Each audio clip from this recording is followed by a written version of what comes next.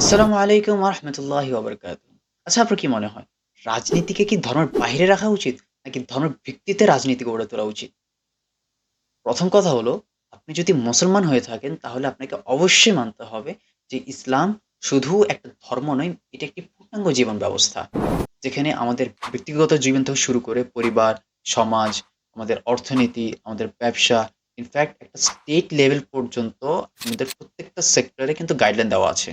আপনি কিভাবে খাবেন, কিভাবে চলবেন, কতটুক খাবেন, কিভাবে কথা বলবেন, কার সাথে মিশবেন, কার সাথে মিশবেন না, কিভাবে ব্যবসা করবেন, কিভাবে মানুষের সাথে চলাফেরা করবেন। প্রত্যেকটা ইঞ্চি জিনিস কিন্তু এই আমাদের একটা গাইডলাইন আছে।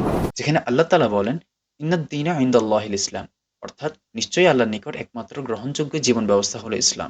অন্য একটা আয়াতে তিনি বলেন, "আল ইয়াউমা আকমালতু লাকুম দীনাকুম ওয়া আতমামতু আলাইকুম নি'মাতি ওয়া রাদিতু লাকুমুল ইসলামা দীনা।" অর্থাৎ আজ আমি তোমাদের জন্য তোমাদের দিনকে পরিপূর্ণ করে দিলাম। আমার নিয়ামত সম্পূর্ণ করলাম এবং ইসলামকে তোমাদের জন্য জীবন ব্যবস্থা হিসেবে মনোনীত করলাম। তাহলে এই আয়াতের বাস্তবায়ন তো হবে না যদি আপনি সাম্প্রদায়িকতার নামে বা গণতন্ত্রের নামে রাজনীতিকে ইসলাম থেকে আলাদা করেন। এখন আপনি বলবেন, ইসলামী আইন অনুযায়ী যদি আমাদের দেশটা চলে, তাহলে কি সাম্প্রদায়িকতার সৃষ্টি হবে না? ভাই, সাম্প্রদায়িকতা যদি সৃষ্টি হতো তাহলে কি আমার নবী করিম সাল্লাল্লাহু আলাইহি সাল্লাম রাষ্ট্র চালান নাই? তখন কি ইহুদি, খ্রিস্টান, মূর্তি পূজারীরা ছিলেন না? হযরত আবু বকর, ওমর, উসমান, আলী রাদিয়াল্লাহু তাআলা আনহুম, তারা কি রাষ্ট্র চালান নাই? তখন কি অমুসলিমরা ছিল না? তারা প্রত্যেকেই ইনসাফ ভিত্তিক রাষ্ট্র পরিচালনা করেছিলেন, যেখানে প্রত্যেকটা ধর্মের মানুষ তাদের অধিকার খুঁজে পেয়েছে। কিন্তু আফসোসের বিষয় হলো আমাদের মুসলমানরাই কিন্তু শরিয়া আইনের উপর প্রশ্ন তোলে।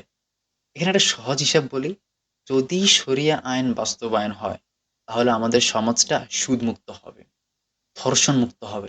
দেখেন, যদি ধর্ষকের যদি সঠিক বিচার করা হয় ইসলামী আইন অনুযায়ী, সেটা হচ্ছে আ তাকে মাটিতে পুঁতে পাথর নিক্ষেপ করে তাকে মেরে ফেলতে হবে।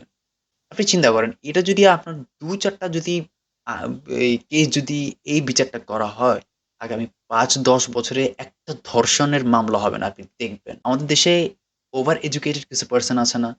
তারাই কিন্তু এই শরিয়া আইনটা চায় না। তবে আমাদের দেশে যে ইসলামী রাজনৈতিক দলগুলো আছে, তারা কি শরিয়া আইন বাস্তবায়ন করবে?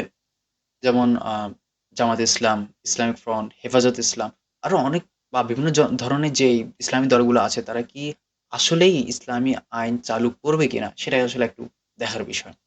এখন ইন মাই ওপিনিয়ন, ইসলাম ভিত্তিক রাজনৈতিক দল যদি একত্রিত হয়ে রাষ্ট্রটা চালায়, ক্ষমতাটা নেয়, তাহলে আপনি একবার ভেবে দেখবেন কোনো অপশক্তি, সে অ্যাথিস্ট বলেন, ফেমিনিজম বলেন, কমিউনিস্ট বলেন, কোনো পলিটিক্যাল পার্টি, কোনো দুনিয়ার কোনো শক্তি এই দলের সামনে দাঁড়াতে পারবে না।